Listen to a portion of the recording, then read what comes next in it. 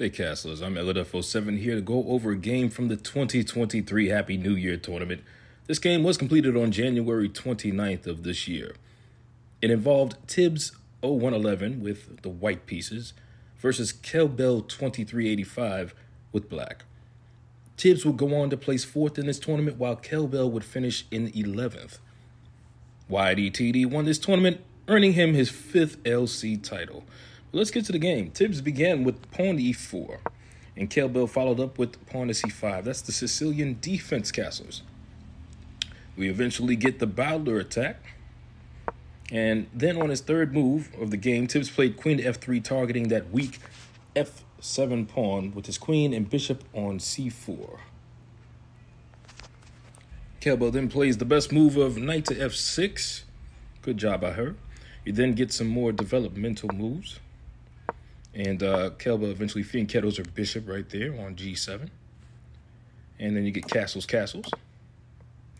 And on his 10th move of the game, TIBBS played bishop to g5 right here.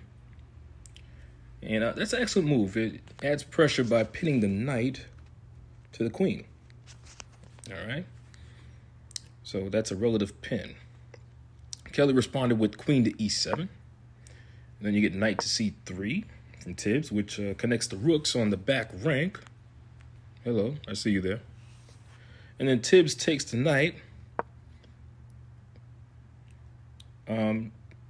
with his bishop on f6.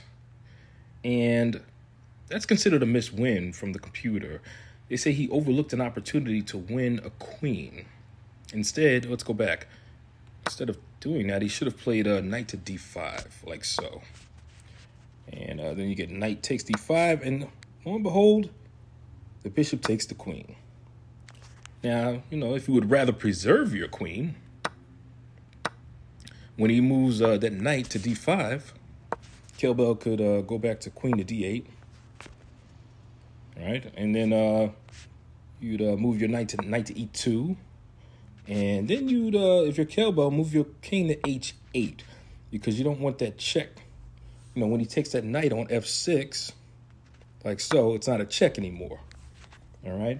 But be aware. Don't take immediately with that bishop because if you do, bam, that's a bishop fork. You're hitting the queen, you're hitting the king, your queen is gone.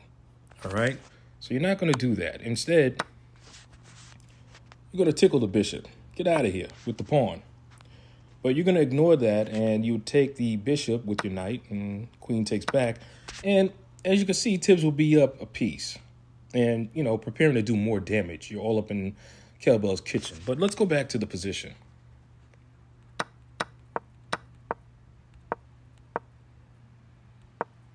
Okay.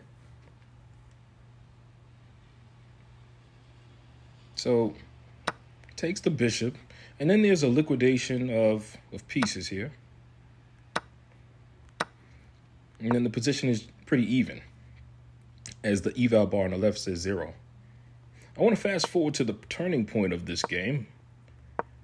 And that's when on her 19th move of the game, Kelly played the blunder of knight to e6. Right here. And it's a blunder because it leaves the b6 pawn without a defender right over here. See, nothing's defending it. So, and that knight on d5 is targeting it. So TIBBS then takes the hanging pawn, goes up +1, and that allows for his knight to then target the rook on a8 over here. Peekaboo, I see you. Kelly must have missed it because she played the vital mistake of rook f to d8, which allowed for TIBBS to capture the hanging rook. Bam. And that's basically game over. And, you know, I'll play it out. But Kelly fought valiantly the rest of the game. But when you're down a rook, it's very difficult to come back. You're just bereft of material. You're bereft of weapons.